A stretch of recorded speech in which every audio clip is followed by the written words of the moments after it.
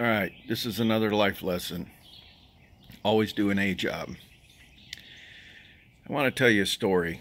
It caused me a lot of consternation at the time. I was a new manager, and we had this big project that came up, and we had to submit a bid.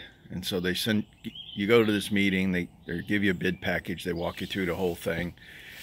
And the program manager specifically told us that you only had a certain amount of time allotted that you could spend on this bid. And I looked at my portion. I go, oh my God, this is a huge program. There's a lot of work involved in here.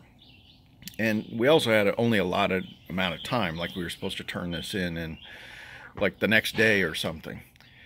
And so I started working on the bid, and I had a particular methodology where I justified every single thing because I didn't want to be questioned. And if I was questioned, I had the answer. So I, put this bid together, and it took longer, cost more. Program manager was all ticked. We go to this bid review meeting, and there's a different manager that comes in and bids and proposals. And we're all sitting around the table, each department head, and the first thing he said was, "Who's Robert Dobson?" I go, "Ah, crap." And I said, "That's me, sir." And he goes, "Your bid is complete. Everything is fully justified. You can leave." And, program manager, everybody kind of looked at me, and I said, "Okay, thank you, sir." And I left. Everybody else had to sit there, and he had to go through every one of their bids and tell them they had to, do this, that, or the other. But I'll never forget that. That was just one of the things that one example of many I'm going to tell you about. Always do an A job. Don't try to listen to what other people say. And you may have to go do this on your own time. When you're salaried, it's expected.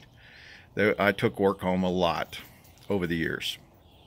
And there were times that we worked through the night because we had to get something done. Millions of dollars were at risk, and there was many times I had one-way trips to some place. I wasn't coming home till I got it resolved. And you just got to take care of it. And one of the things that most people don't realize, communication is the biggest part of it. You need to learn how to write. You need to learn how to communicate. Most communication now is not even verbal. It's written through emails.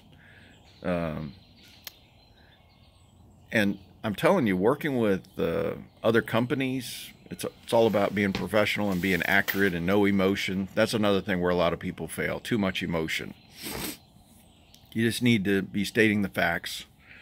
And a lot of times, if it's a complex subject, you got to follow up with a telecon and such. But documenting your position, and there's another thing. It's many times you're going to have to put together a straw man, and it's just because you have all the data. And a straw man is just like a position paper.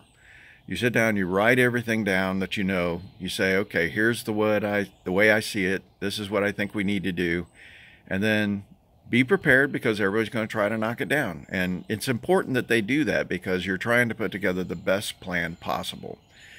And so I learned a long time ago, before you present your position paper, you just got to make sure that you have thought everything possible. And you may even want to peer review it with a couple people if it's a really big project. But through the years, that's the hardest thing to do, is doing the straw man. And a lot of the managers and everything will very much appreciate it, but everybody else will take it as a chance to, knock you pretty hard. And, nothing personal. The whole idea is you're trying to do the best thing for the company. So I wanted to get that out there. I want you to think about, and I think I've instilled this into my children, is always do an A job in everything that you do. And I'm trying to demonstrate still in my own life, do things one time. Even like a roof, some people, I remember my parents, they would always do the 3-tab shingles. They were the cheapest thing you could put up there. But you'd only get, say, in Florida especially, 10, 15 years life. And if you just go one step further, it's usually only about 10% more, and you do the dimensional or architectural shingles. There's a lot more weight to those things. One, they hold up more in the wind and you get better insurance rates, but also the life. You double to triple. In fact, many of these, if you follow their manufacturer's recommendations, it's a lifetime roof. So it's another example of doing a job. We had a flat roof on the back of our house, and same thing, it was the old tar and gravel. Thing would only last 10 years, and it was like, at the time, maybe $1,000 every 10 years you had to go do it. Of course, it'd go up every 10 years, but I started saying, well, what do the shopping centers do? Because they can't be doing this every 10 years. And he goes, well, you know, we actually have this 2-layer system you do for industrial. And I said, well, same thing. How much does that cost? Oh, it's about 10% more. I said, well, geez, that's what I want. So when we did the roof, we put that on and never had to worry about it again. So think about this. For a little bit more, you get it done, but you get it done where it lasts 2 to 3 times longer, and it's just off the list. And, you know, it's like a business case. I keep pointing back to business cases. Make sure you spend your money well, because otherwise you're just going to end up doing it again. And a lot of this is the labor. In fact, a lot of times your labor is half the cost of the materials.